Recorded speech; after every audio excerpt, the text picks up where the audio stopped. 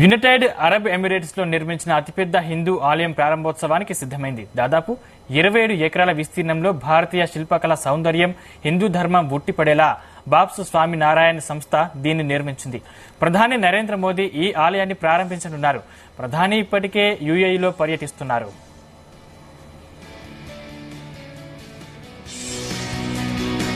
అబుదాబిలో ఎంతో ప్రతిష్టాత్మకంగా చేపట్టిన ఈ హిందూ దేవాలయానికి 7 గోపురాలు ఉన్నాయి.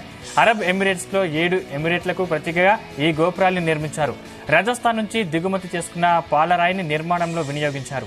వేలాది మంది శిల్పులు, కార్మికులు దాదాపు 3 ఏళ్లుగా శ్రమించి ఈ అద్భుత కట్టడంలో భాగస్వాములయ్యారు. 402 తెల్ల పాలరాతి స్తంభాలను ఇందులో అమర్చారు. ఒక్కో స్తంభంపై దేవతామూర్తులు, నెమళ్లు, ఏనుగులు, ఒంటెలు, సూర్యచంద్రులు, సంగీత పరికరాలు వాయిస్తున్న విద్యాంసులు ఇలా అనేక శిల్పాల్ని చెక్కారు.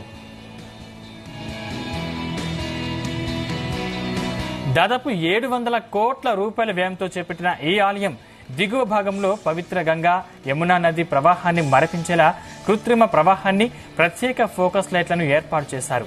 దుబాయ్, అబుదాబి మార్గంలో 55,000 చదరపు మీటర్ల పరిధిలో దీన్ని నిర్మించారు. యుఏఈలో భారత రాయబారి సంజయ్ సుధీర్ ఆధ్వర్యంలో 42 దేశాలకు చెందిన రాయబారులు తమ జీవిత భాగస్వాములతో కలిసి అద్భుత ఆలయాన్ని సందర్శించారు.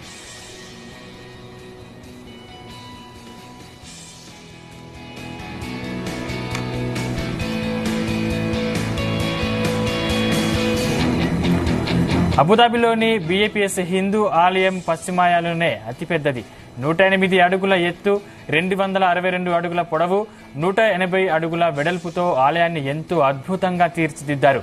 అత్యంత క్లిష్టమైన రీతిలో ఫలకాలపై రామాయణం, శివపురాణం, భాగవతం, మహాభారతంతో పాటు జగన్నాథుడు, స్వామి నారాయణుడు, వెంకటేశ్వరుడు, అయ్యప్ప కథల్ని వర్ణించారు.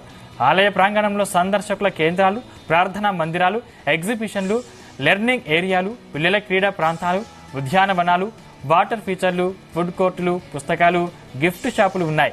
మందిర్ ఫౌండేషన్ పెద్ద సంఖ్యలో సెన్సార్లను ఏర్పాటు చేసింది. భూకంపం, ఉష్ణోగ్రతల హెచ్చుతగ్గులు వంటి వాతావరణ మార్పులపై అవి నిరంతరం డేటాను సేకరిస్తాయి.